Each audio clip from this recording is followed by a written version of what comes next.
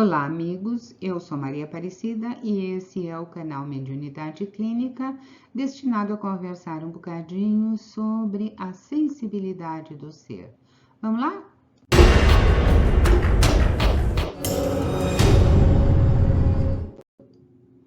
E hoje a gente vai falar de quando a faculdade fala de mediunidade, né?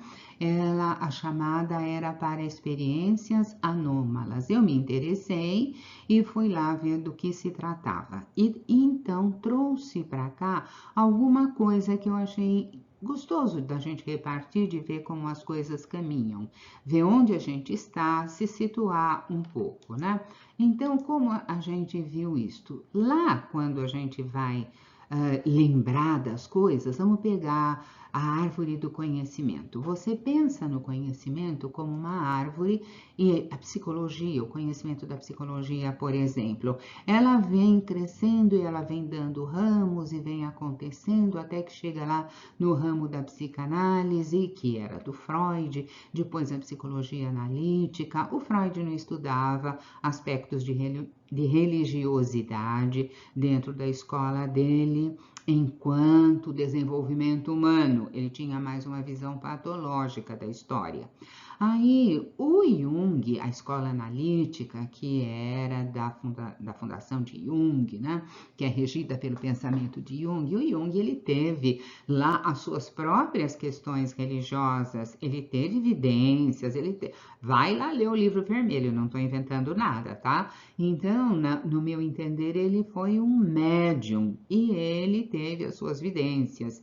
Então, ele aparta no momento de Freud e ele vai dar uma importância para o estado, para a situação, para a vivência, né, da experiência religiosa, ele leva isso em consideração. E aí, eu, como gosto muito do tema, eu resolvo que eu vou estudar essas coisas e ficou lá, me enrosquei ali, porque ali era o que eu estava entendendo que era mais interessante. Mas a vida não parou e aparecem outros ramos, né? No estudo da psicologia, aparece mais um ramo, a psicologia cognitiva. E depois ainda um raminho, uma folhinha ali do lado, a psicologia cognitiva da religião. E assim vai caminhando, vai abrindo espaço. Aí outros autores falam de psicologia evolutiva e psicologia evolutiva da religião. Então são coisas que você vai acompanhando, assim, vai vendo, vai xeretar e vai comparar, vai você fazer as suas próprias reflexões. E o que me chamou foi o roteiro, porque o roteiro fala da questão da experiência anômala, que entenda-se por mediunidade. A experiência como doença, a experiência como um enfrentamento, e aí baseado na psicologia do Jung, e a expressão saudável das experiências. Eu falei, olha, isso aqui tá tudo muito bom. Para quem gosta de mediunidade clínica, vamos lá ver o que tem. Então, na experiência anômala, a apresentação, o que é a experiência anômala, para a gente entender? Tem um livro, gente, eu trago sempre a indicação bibliográfica, não quer dizer que é o melhor que existe na área, nem isso, nem aquilo. Quer dizer que se você gostar de estudar e quiser se aprofundar, porque aqui a gente só dá uma pinceladinha, tá aí a indicação, variedades da experiência anômala. E o que é isso, Aparecida? Ilusões perceptivas, experiência de quase morte. A pessoa quase morreu, aí ela volta e conta aquela experiência, o que ela viu do outro lado, né? Experiências fora do corpo, a saída astral, visões, que são as vidências, a telepatia. Eu falei, gente, esses temas são conhecidos, a gente conhece isso tudo. Projeção astral. Aí eu falei, então cheguei no lugar certo. Possessão. E aí, o espirituais, entre aspas, porque você sabe, todo mundo fala assim, pisando em ovos na universidade, né? Então, memórias de vidas passadas, experiências místicas, e escutei o termo mediunidade. Achei que tinha chegado assim no lugar que eu ia ouvir alguma coisa que fizesse sentido, né? Então vamos lá. E Aí o professor explica que isso tudo, que é chamado de experiência anômala, são experiências subjetivas, quer dizer, você pensa, você não vê nada subjetivo aqui dentro, e elas são irregulares. Por que irregulares? Porque elas não fazem parte do cotidiano, assim, 24 horas por dia. Dá, passa, alguns têm, alguns não têm, né? Por exemplo, sonhos lúcidos. Sonhos lúcidos, meus amores, é um sonho que você sabe que está dormindo, você está consciente que você está dormindo e você sabe que aquilo é um sonho, você sabe que está sonhando. Habitualmente, nós, ao acordarmos, é que nos damos conta de que a gente sonhou. No sonho lúcido, não. Você está lá no sonho e no sonho você sabe.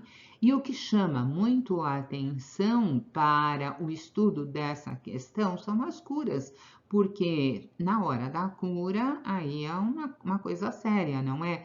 Não estou discutindo mais filosofia, não estou discutindo teoria disso, teoria daquilo. Cura é cura, e gente doente quer cura, não é? Então, e no segundo item, a experiência anômala, quer dizer, toda essa experiência subjetiva, toda essa mediunidade vista como doença. Volta um pouquinho no tempo e você vai perceber lá na Idade Média a ação da igreja e depois na Renascença, o surgimento da ciência, as coisas se separam, os temas dos estudos baseados na experiência, na ciência, na razão, na lógica, vão para um lado. O estudo da fé, as coisas da religião, os temas religiosos vão para o outro lado. Então, separa, tem uma dicotomia aí, tem uma separação. E nessa separação, as coisas ficam assim mais acertadas. Como demorou para a ciência chegar e tomar um espaço para ela e falar, olha, aqui nós vamos pesar, medir, tudo é lógico, tudo é racional, ela não queria mais esse negócio de fé lá para o lado dela. Ela afirmou, abriu um espaço para ela e então as coisas que eram do lado da fé ficaram para lá. Só que você tem as duas coisas lá dentro de você e nem todo mundo ficou assim, olha aqui, então tá bom, ciência, ciência, religião, religião. Não, algumas associações na Inglaterra, por exemplo, eles buscavam, eles tinham pesquisas aonde essas associações de psicologia, elas iam para esse lado, para perceber o que o psiquismo tinha, que tinha a ver com aqueles fenômenos que aconteciam. Porque o fenômeno da mediunidade é velho como o mundo, gente, não é porque teve a briga lá da ciência com a religião, não, sempre existiu e continuou existindo. A França também fez as suas pesquisas e você tem o tratado de metapsíquica lá, né, naquilo que se entendia na época, naquele momento. Nos Estados Unidos, o que havia? Olha, uma pesquisa que vai falar de parapsicologia. Então, esses temas, eles não pararam de ser pesquisados, mas eles não eram assim aceitos lá dentro do campus universitários, né? E então, olha, para mim, ótimo, se a faculdade fala, maravilha, eu vou ver, não é porque eu estou precisando do apoio da faculdade para eu crer, para eu acreditar, não, eu vou ver para ver se tem alguma coisa de mais novo, alguma coisa de mais recente, alguma coisa de mais palpável que eu possa trazer, porque não tenho nada contra você aprender, e tudo que você aprende, você aproveita em algum momento, não é? E muita gente então foi pesquisando. E aqui, quando você fala nessas pesquisas, não pode esquecer de William James, que ele era um filósofo, mas na época ele vai e estuda e ele dizia que a psicologia não pode se dizer abrangente se ela falar, se ela não fizer, se ela não for lá, se ela não for pesquisar aquele lado dessas experiências que, sabe, são vistas assim, meio de banda, né? Que como é que você estuda o ser humano e uma parte do ser humano você deixa para fora? Então, ele escreve um livro sobre as pesquisas que ele fez e o livro chama-se As Variedades da Experiência Religiosa. Então você vai vendo que, sabe, ele tinha, se você estuda as variedades, é porque a experiência experiência religiosa tem muitos caminhos, não é? E era isso que ele estava lá olhando, vendo, e que outro estudioso bate o martelo em cima? O Jung, a seu modo, ele também estudou esses fenômenos, porque ele, quando aparece na história da psicologia, ele, como Freud, eram médicos, né? E ele vai estudar e ele se faz parceiro de Freud nos estudos, até que uma hora ele falou assim: bom, olha, agora eu tô vendo que tá, a gente veio até aqui junto, mas agora eu tô vendo que eu vou seguir por um outro caminho. E ele toma um outro rumo. Qualquer dia a gente pode olhar mais, hoje é só uma pincelada. E ele teve algumas experiências e ele chamou isso de experiências psíquicas. Ele teve cá para nós alguns transes, porque ele viu, ele ouviu, ele conversou com as entidades que ele viu e ainda quando ele chegou, ele transcreveu tudo. Quando acaba o transe, ele transcreve tudo, ele pinta a entidade do jeito que vem, né? Então, ele relata tudo isso num livro chamado Livro Vermelho. E esse livro só foi editado 50 anos após a morte dele. Então, depois dessa época que ele teve esses transe, do jeito que a gente conhece, tá? Transe. Ele estava sozinho, ele não estava num centro espírita, ele estava ele com ele mesmo, ele tinha que dar conta de tudo. E como ele deu conta de tudo para a felicidade nossa, que depois pudemos estudar isso, ele sentou e ele, o resto da vida dele, ele pensou, ele fez reflexões sobre isso, o resto do tempo, ele escreveu a obra dele toda a partir dessas experiências psíquicas que ele cita. Quais são as experiências psíquicas lá no Livro Vermelho? Para você fazer uma ideia, ele se retirou lá para a casa dele, ele morava nessa casa aí. Se imagine entrando no jardim dessa casa. Você vai atravessando e você chega lá mais perto da porta. E quando você vai atravessar a porta para entrar, você olha lá em cima e está escrito lá umas palavras lá, uma frase latina. O que quer dizer isso? Ah, isso quer dizer evocado ou não, Deus está presente. Então, um cara, né, que era psiquiatra e que resolve escrever lá em cima da porta da casa dele, evocado ou não, Deus está presente, ele tem um compromisso com esta fala, senão ele não faria isso, né? Então, a despeito dessa trajetória da psicologia toda, né?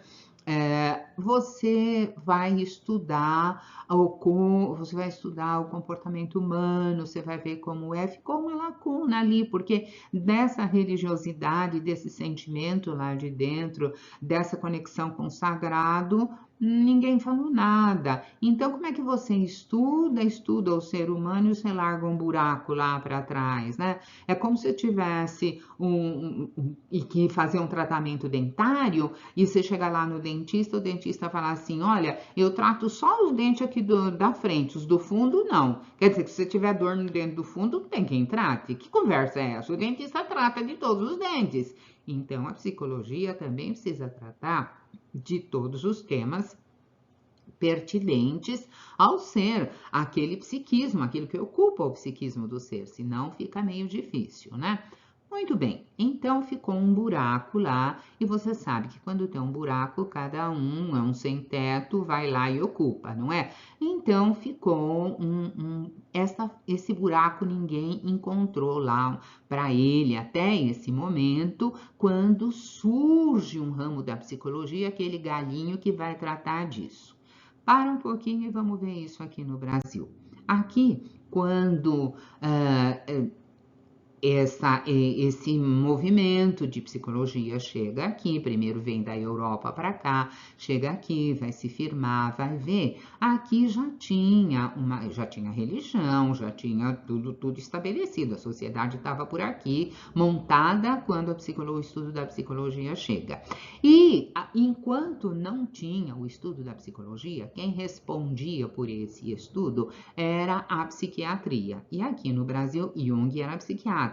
E aqui no Brasil, você tinha Nina Rodrigues, que era um psiquiatra brasileiro, formado na Bahia, nas universidades da Bahia, ele era do Maranhão. E ele como autoridade em termos mentais, não é? Ele tinha uma visão dessa história de religião. Ele achava que religião, naquilo que se dizia respeito àquilo que vinha da África para cá, toda aquela religião afro-brasileira de candomblé, umbanda, essa coisa arada toda, principalmente o candomblé, porque imagina na Bahia, não é? Ele e o pessoal dele, os estudiosos, eles achavam que, sabe, que esse negócio aí era uma coisa meio esquisita, meio estranha, que não estava direito. Eles preconizavam que era um rito de uma raça inferior. Tá escrito lá no livro, viu, gente? Eu não inventei nada, não. Que era uma raça meio que assim, meio que propensa ao crime, e que o candomblé tinha um enfoque meio criminológico, que as coisas não eram bem assim. E aí isso teve uma repercussão e os seguidores dele também batiam o pé em cima disso, e ele ia lá para a Europa e voltava cheio de novidade. Então a gente vai ver que isso ficou ali em cima, formou uma escola que esse aspecto da religião era uma coisa meio brava. Então, veja, você não pesquisa e você taxa aquilo sem pesquisar. Aí, além de você não promover o conhecimento, não promover a ciência sobre a experiência religiosa, você não pesquisa, mas você dá um chega para lá, não é?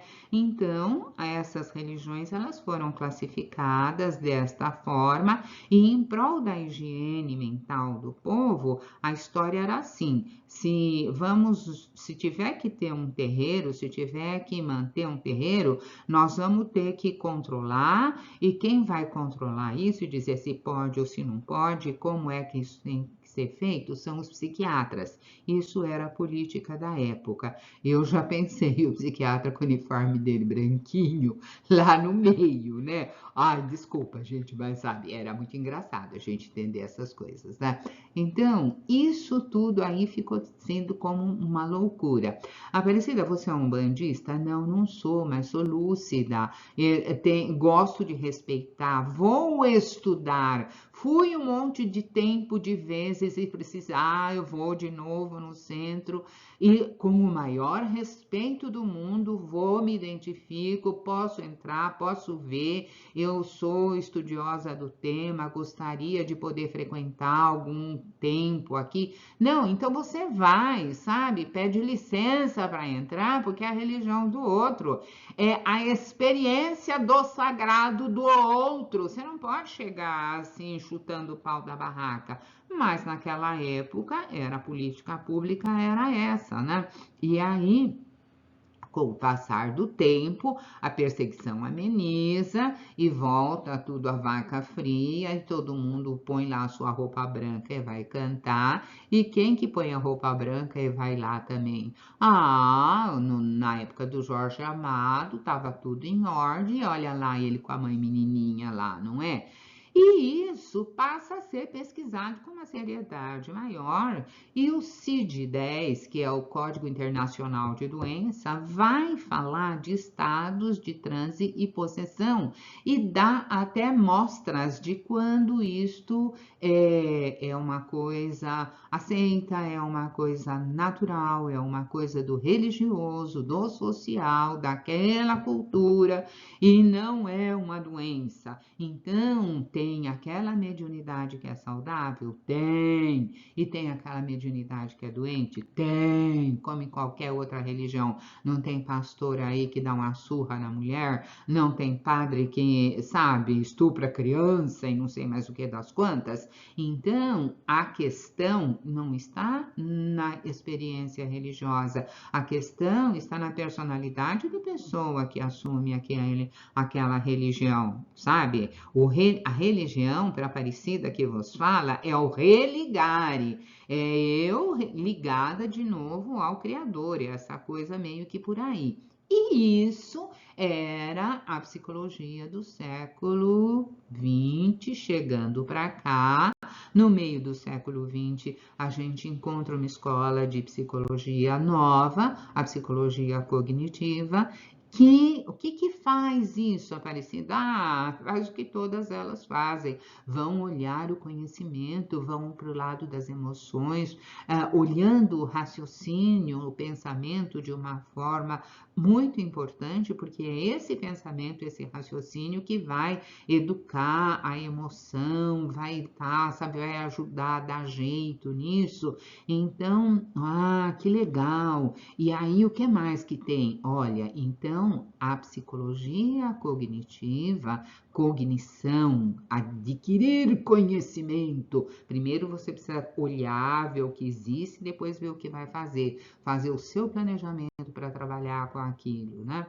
Então, esta psicologia, este ramo da psicologia, abre lá umas folhinhas novas e vai falar da psicologia cognitiva da religião. E o que vai fazer? Olha, é o campo de estudo que vai olhar, que vai compreender como é que esses processos do conhecimento, né, esses processos cognitivos estão envolvidos na formação, na expressão e na influência dessa religião sobre a pessoa, sobre a mente humana, né?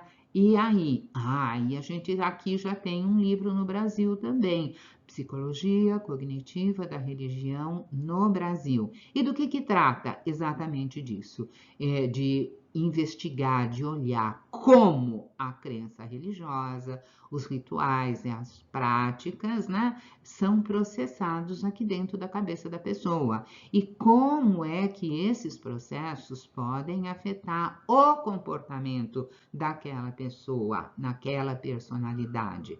Veja, isso daí isso é hoje, assim, novinho, fresquinho, fervendo por aí, né?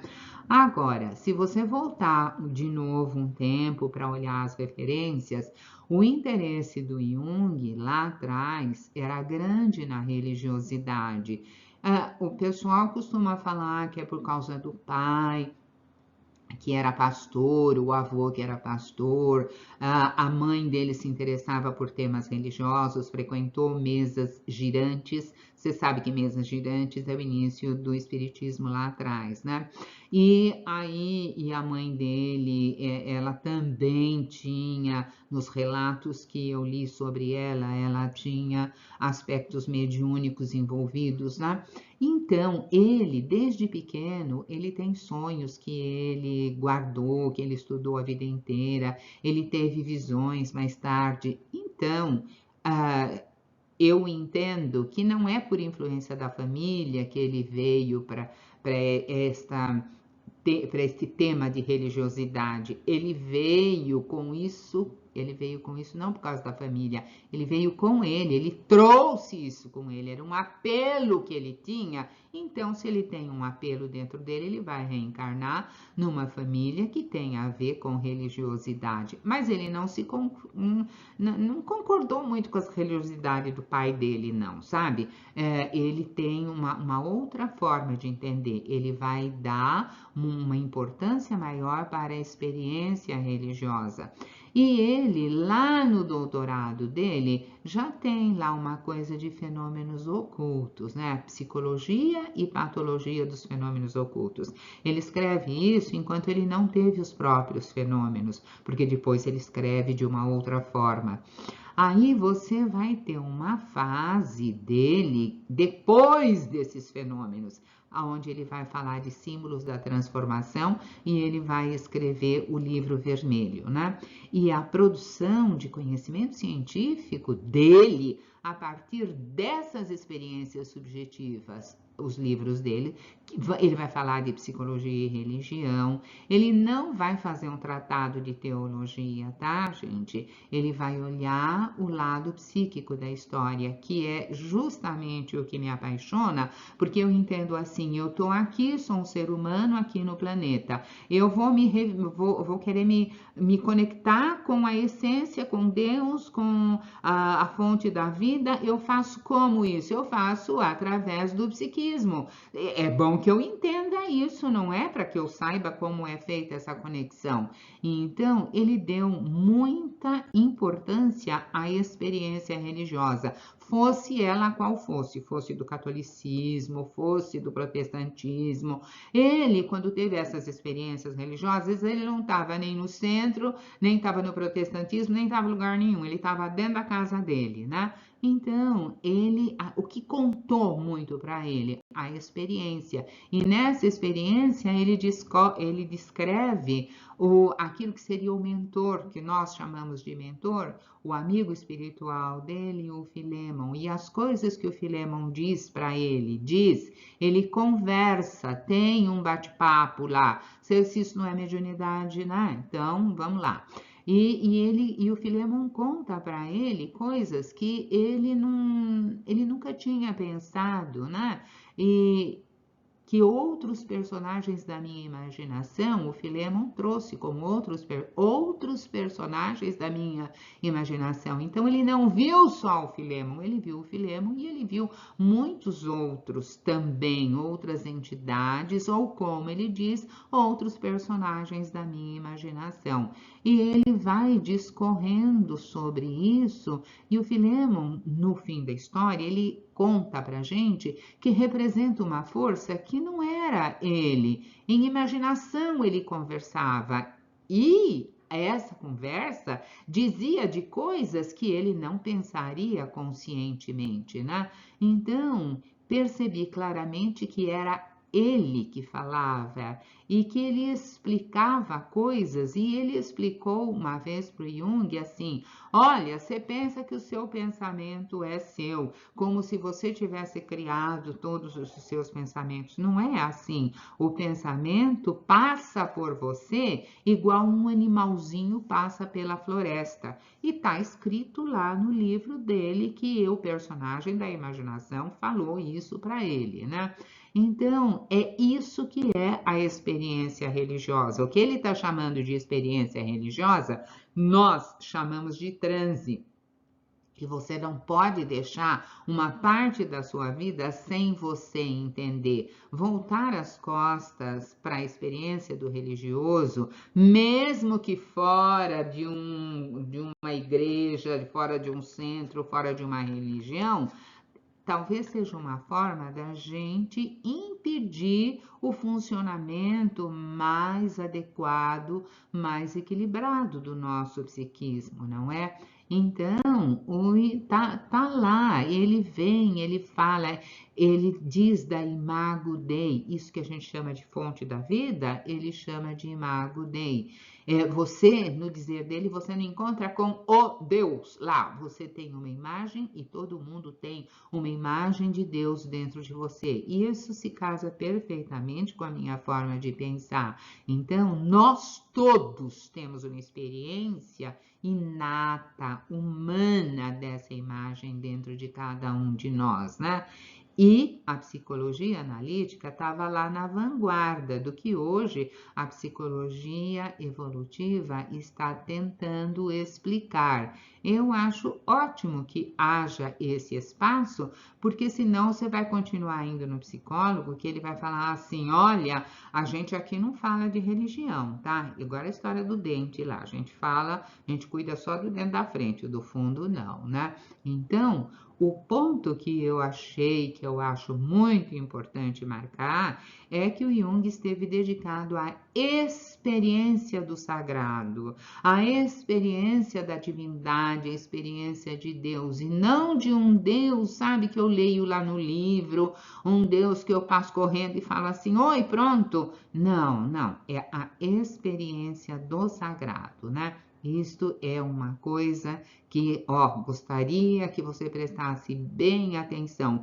Você tem a experiência do sagrado, seja ela qual for. Depois você para e estuda isso, olha, veja o que ela representa em você, medita sobre isso, reflete sobre isso, tá? Essa vai ser a nossa lição de casa. Você vai pesquisar, ler, participar, aí você pensa, vê, vai para a sua experiência. Depois, se você quiser, você comenta, comenta com a gente, mas, e mesmo que você não queira comentar, tudo que você aprender, você pratica depois na sua vida, no seu cotidiano, leva, convida a Deus para uma conexão com você e depois convida ele a ir para o teu cotidiano, para o teu trabalho, para a educação do seu filho, para ir para o trânsito com você, sabe? Deus presente aqui, uma vida onde você tem a sua experiência religiosa integrada no teu momento.